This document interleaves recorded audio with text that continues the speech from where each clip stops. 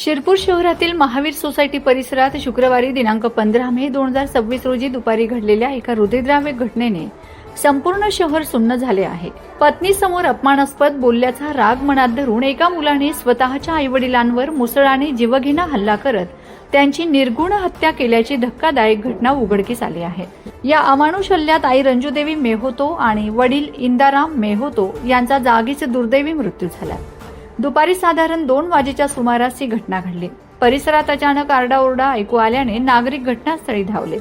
त्यावेळी आरोपी मुलगा फरार होण्याच्या तयारीत होता। संतप्त नागरिकांनी प्रसंगावधान राखत त्याला पकडून पोलिसांच्या ताब्यात दिले। विशेष म्हणजे मेहोतो दाम्पत्य ही मुलीचे लग्न आटोपून आजच घरी परतले होते। घरात आनंदाचे वातावरण असतानाच काही क्षणातच रक्तरंजित घटना घडल्याने परिसरात शोककळा पसरली।